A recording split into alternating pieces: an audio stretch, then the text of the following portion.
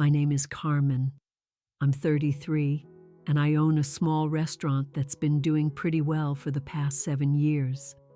It's funny how life works out sometimes. When my grandmother passed away 7 years ago, nobody expected what was in her will. She left me the restaurant and gave my older sister Isabella the apartment where Grandma had lived for decades. Isabella is 40 now, and back then she was going through a messy divorce with nowhere to go.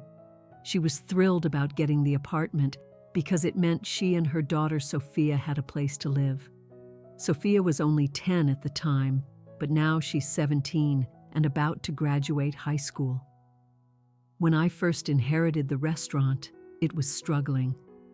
Grandma had been too old to really manage it properly in her last few years, but I threw myself into turning it around. I worked crazy hours, updated the menu, fixed up the place, and slowly but surely started making aerial profit. The thing is, once that money started coming in, my family kind of expected me to share it, and honestly, I didn't mind at first. Family is family, right? So, for the past 7 years, I've been sending my parents $1,000 every month and Isabella $800 to help with their bills. It's been automatic transfers, just part of my monthly budget. But it didn't stop there. I was constantly helping out with other stuff too. When Sophia needed new clothes for school, I bought them. When Isabella's washing machine broke, I bought her a new one. When my parents wanted a new TV, I covered it. It just became this thing where whenever anyone in the family needed money, they'd call me. Anyway, Christmas rolled around this year like it always does. We have this family tradition where everyone comes to my parents' house. It's always been a big deal. My parents, Isabella and Sophia, a few aunts and uncles, some cousins, the whole crew. I was having a good time catching up with everyone when Isabella pulled me aside into the kitchen. "Carmen, I need to talk to you about something important," she said, looking all serious. "Sophia is turning 18 in 3 months. That's a huge milestone. You know, she's becoming an adult and she's going to college soon. I want to make sure her birthday is really special." I nodded. "Yeah, I've been thinking about that too. I want to get her something nice." Isabella smiled at me, but there was something weird about it. "I'm so glad you said that. I've been thinking about it a lot too, and I really want this to be unforgettable for her." Right then, my phone started buzzing with Christmas texts from friends and customers at the restaurant. I got distracted reading them and responding, and by the time I looked up, Isabella had wandered off to talk to someone else. After Christmas, I went back home and got busy with the restaurant. January and February flew by. The restaurant was doing great. We were packed most nights, and I was even starting to think about maybe opening a second location eventually. Then, about a month before Sophia's birthday, I got this email from Isabella. No message, just a bunch of links to real estate listings. I stared at my screen, confused as hell. These were apartments for sale ranging from like $180,000 to $350,000. I called her immediately. "Isabella, what's with these apartment listings she sent me?" "Oh, those," she said, like it was the most normal thing in the world.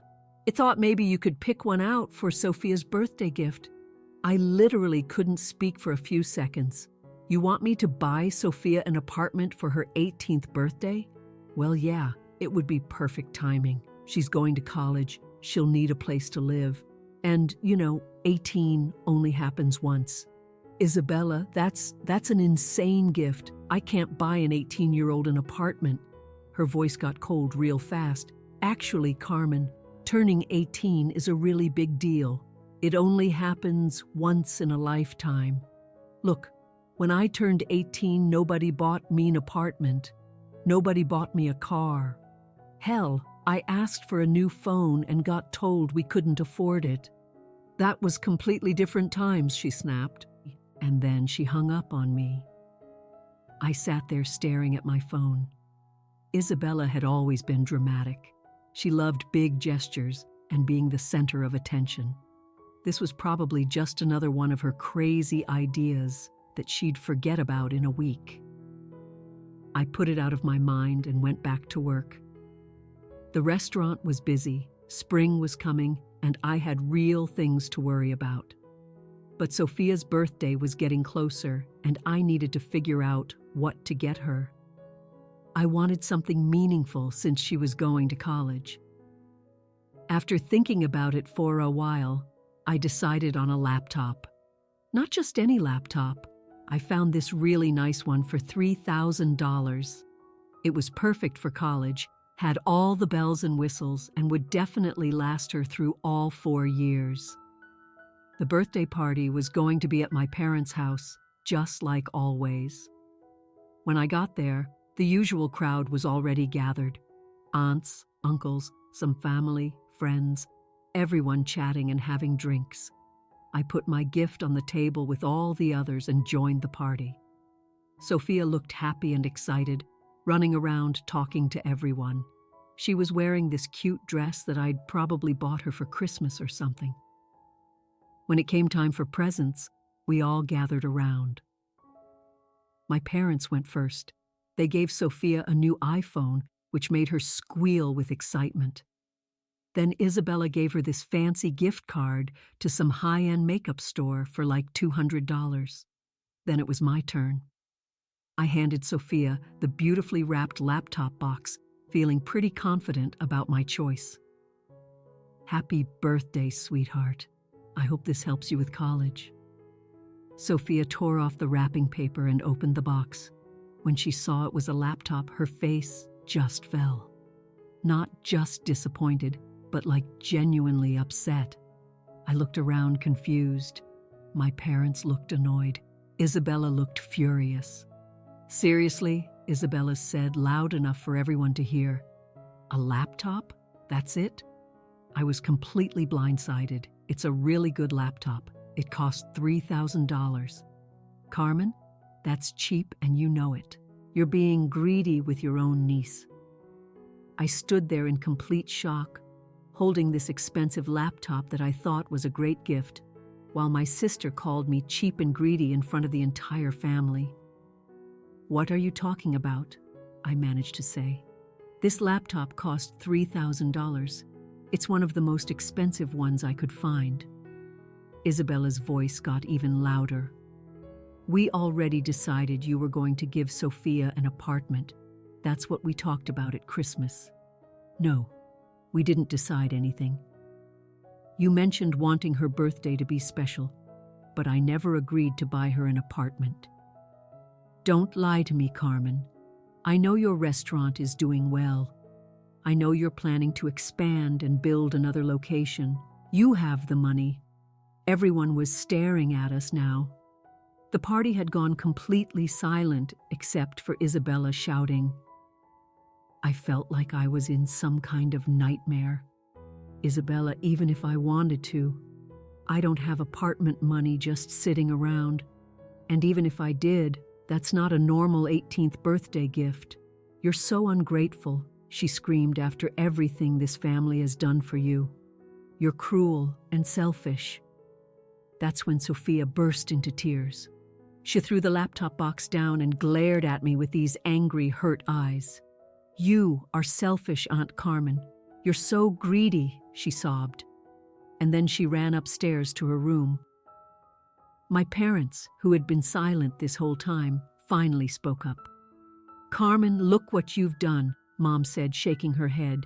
You've ruined Sophia's birthday. She's crying on her special day because of you. Dad nodded. This is all your fault. You got her hopes up and then disappointed her. I looked around the room. Some relatives were staring at their drinks, clearly uncomfortable. Others were whispering to each other. The whole party was ruined. And somehow I was the villain. That's when something inside me just snapped. I was tired of always being expected to fix everything with my money, tired of being treated like a bank account instead of a family member. I walked over to the gift table, picked up the laptop box, and tucked it under my arm. You know what? I'm taking this back and you won't be getting another cent from me. I walked out of that house without saying goodbye to anyone. I could hear Isabella screaming behind me, but I didn't turn around. I got in my car and drove home, my hands shaking the entire time. When I got to my apartment, I saw my phone lighting up with calls and texts. Mom, Dad, Isabella, they were all trying to reach me. I didn't even bother reading the messages. I deleted them all and put my phone on silent. Then I sat down at my laptop and did something I probably should have done years ago. I calculated exactly how much money I'd given my family since inheriting the restaurant. $1,000 a month to my parents for 7 years. $800 a month to Isabella for 7 years. That was $1,800 every single month, which came out to $21,600 per year. Over 7 years, that was over $150,000 just in monthly payments. But then there were all the extras. The appliances I'd bought Isabella, the clothes for Sophia, the furniture for my parents, the car repairs, the medical bills I'd helped with. When I added it all up, I'd spent close to $200,000 on my family over the past 7 years. $200,000. I could have expanded my restaurant years ago with that money. I could have bought myself a house. I could have invested it and been set for life. Instead, I'd been supporting a family that apparently saw me as nothing more than their personal ATM. I logged into my banking app and canceled the automatic transfers. Both of them, the $1,000 to my parents and the $800 to Isabella. Just like that, no more monthly payments. I took screenshots of the cancellation confirmations and sent them to the family group chat. No more monthly payments. Don't contact me again. Then I turned off my phone and went to bed. The next morning, my phone was completely blown up. Dozens of missed calls, tons of text messages. I scrolled through them while drinking my coffee. Mom had sent about 10 messages saying I was being cruel, that they needed the money for bills, that I couldn't just abandon family like this. Dad's messages were shorter but angrier. He called me selfish and said I was turning my back on the people who raised me.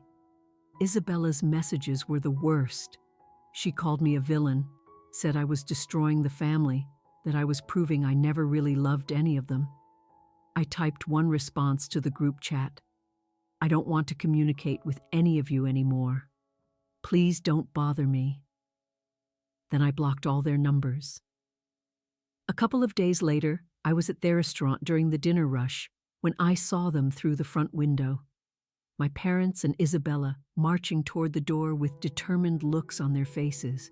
They burst in and immediately started causing a scene. "There she is," Isabella yelled, pointing at me. "The worst sister in the world. Carmen, you need to fix this right now," Daddy demanded. All my customers were staring. My staff looked confused and worried.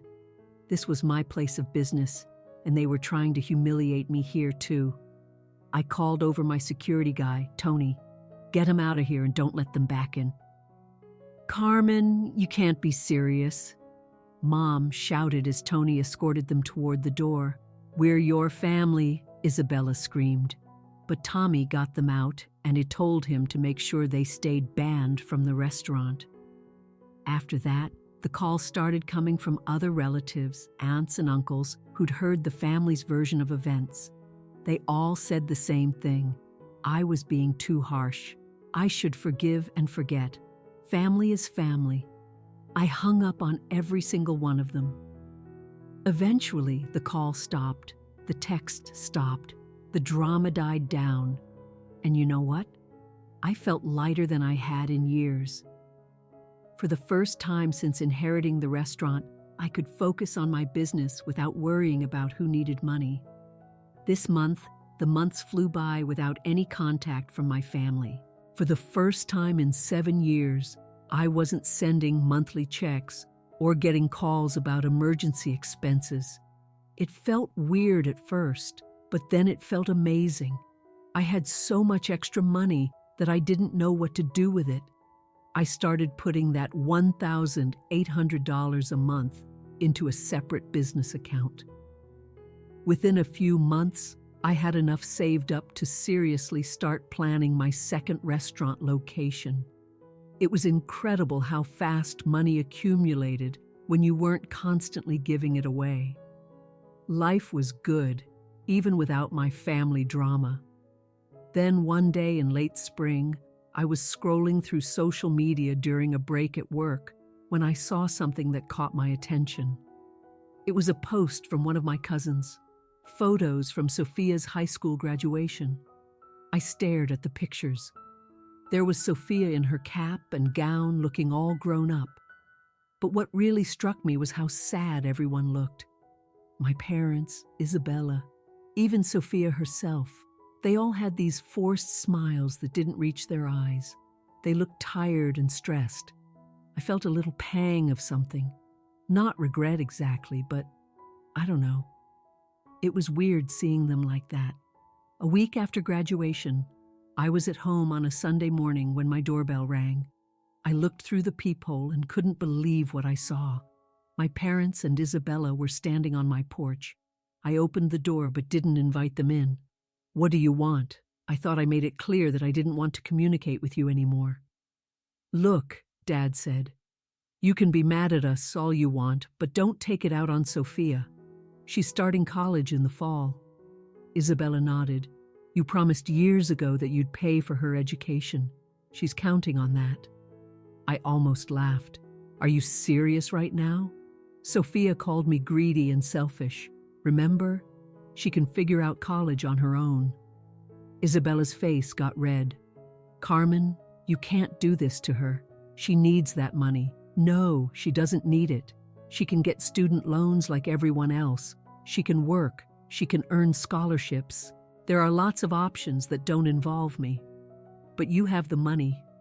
Dad said, "Your restaurant is doing great." "Yeah, and now I'm using that money for my own business instead of supporting people who treat me like garbage." Mom started getting teary.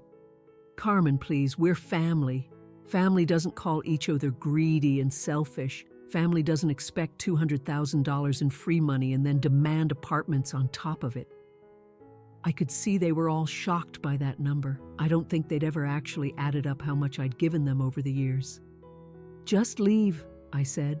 "I already told you I don't want to communicate anymore." I closed the door and listened to them arguing on my porch for a few minutes before they finally left. After that, things went quiet again. I didn't hear from them at all through the summer. I assumed Sophia had figured out college somehow. Student loans, community college, whatever. It wasn't my problem anymore. Then one day in early September, I was at the restaurant during the lunch rush when I saw Sophia walk through the door. She looked different, more mature, maybe a little thinner. She was wearing clothes I didn't recognize, probably because I hadn't bought them for her. She walked up to the hostess stand and asked if she could speak with me. I was surprised, but I told my manager I'd be taking a quick break. We sat down at a corner table away from the other customers. "Hi, Aunt Carmen." She took a deep breath.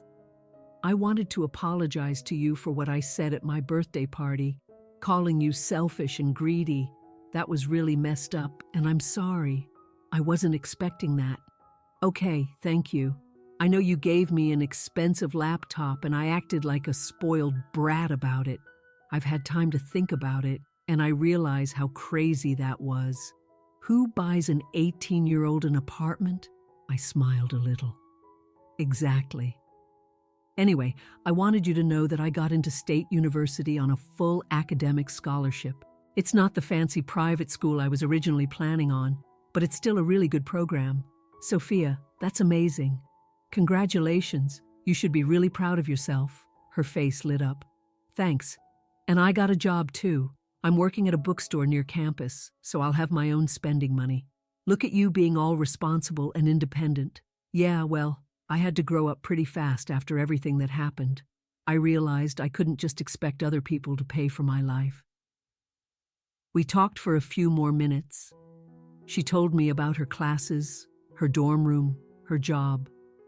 She seemed happy and excited about her future in a way that had nothing to do with other people's money. Sophia, I'm really proud of you for handling this whole situation so maturely, and I accept your apology. Thank you. That means a lot. You know what?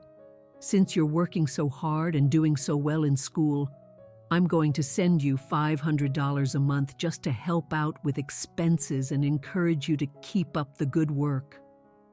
Her eyes got wide. Really? Thank you so much. That'll help a lot with food and books and stuff. Just promise me this stays between us. I don't want your mom or grandparents knowing about it. Of course, they're still pretty mad at you. Anyway, how are they doing? Your mom and your grandparents? Sophia sighed. Not great, honestly. Mom had to get a part-time job at Target to help pay the bills. And Grandma and Grandpa are both working full-time now instead of the part-time jobs they had before. Everyone's pretty stressed about money. I felt a tiny bit bad hearing that, but mostly I felt vindicated. They were managing. They weren't starving or homeless. They just had to actually work for their money now instead of relying on me. Sophia left after that, promising to keep in touch. I went back to work feeling better than I had in months. It was nice to know that at least one person in my family had learned something from this whole mess. The restaurant was busier than ever, and my plans for the second location were moving forward. I'd found the perfect spot and was just waiting for all the permits to go through. Life was good. Really good. Several months passed after Sophia's visit, and I kept my promise about sending her $500 each month. She'd text me occasionally with updates about school, good grades, making friends, enjoying her job at the bookstore. It was nice having at least one family member I could have a normal relationship with. Meanwhile, my restaurant empire was finally expanding.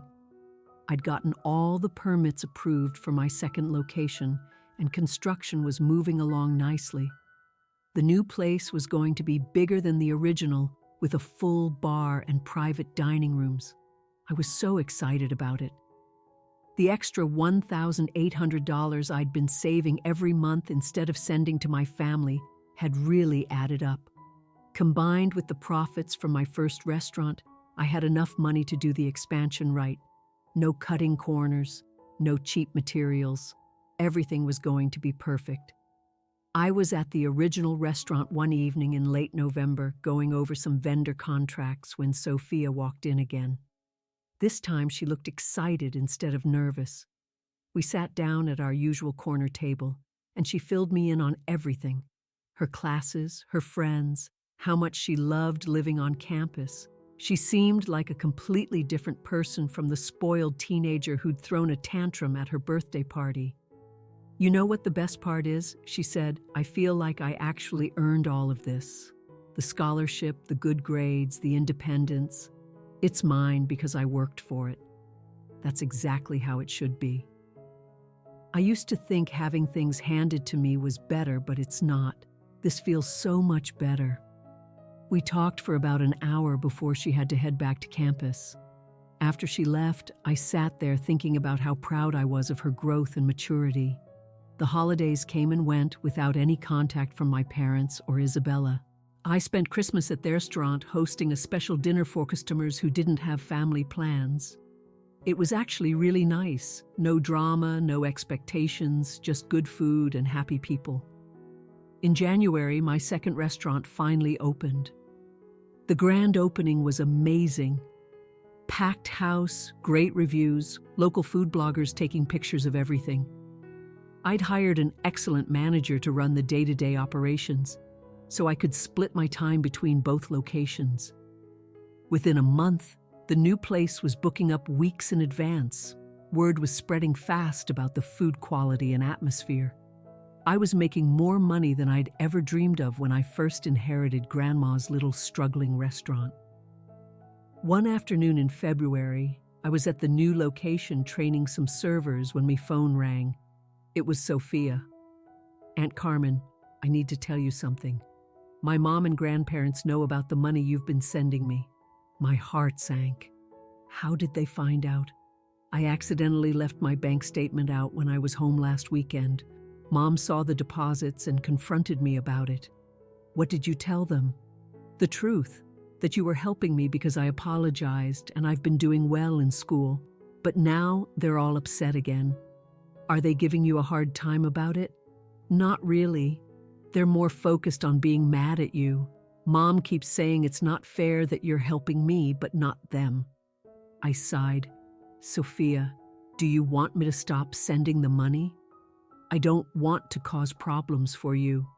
"No, please don't stop. That money really helps, and I've been working hard to deserve it. It's not my fault they can't see the difference." "Okay, but if it gets too uncomfortable for you, just let me know." 3 weeks later, I was at home on a Sunday morning when the doorbell rang again. This time, it was just Isabella standing on my porch, looking exhausted and older than I remembered. I opened the door but stayed in the doorway. "What do you want, Isabella?" "Carmen, please, can we talk? Really talk this time. I don't think we have anything to say to each other. I know I messed up. I know I was wrong about the apartment thing, and the way I acted at Sophia's party was terrible." I studied her face. She looked genuinely upset, not just angry like before. "Go on. I've been thinking about everything that happened, and I realized how unfair I was to you. You helped our family for years, and instead of being grateful, I just kept demanding more. Sophia told me about the scholarship and her job and how proud you are of her. I'm proud of her too. She's become this amazing, independent young woman. She has. How are you doing? Sophia mentioned you're working at Target, part-time there, and I picked up some weekend shifts cleaning offices. It's not glamorous, but it pays the bills. Mom and Dad are both working full-time now too." We stood there in awkward silence for a minute. "Carmen, I'm not here to ask for money. I just wanted to apologize. Really apologize. You were generous to us for years, and we took advantage of that generosity. I'm sorry." I looked at my sister. Really looked at her. She seemed different, more tired, but also more genuine than she'd been in years. "Thank you for saying that, Isabella. I appreciate the apology. I hope someday we can have a relationship again. Not the old relationship where you supported us financially, but a real sister relationship. Maybe we can, but it's going to take time." "I understand.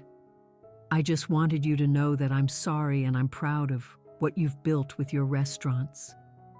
After she left, I sat in my kitchen thinking about everything. My family had finally learned what I'd been trying to teach them for years, that earning your own way feels better than having everything handed to you. A few months later, Sophia called to tell me she'd been accepted into a summer internship program at a marketing firm. She was so excited about gaining real work experience and building her resume. These days, my life is exactly what I want it to be. 2 successful restaurants, financial independence, and a relationship with my niece that's based on mutual respect instead of obligation. Isabella and I text occasionally now. Nothing deep, but we're slowly rebuilding some kind of connection. My parents and I still don't talk much, but that's okay. I've learned that family relationships work best when they're based on love and respect, not financial dependency.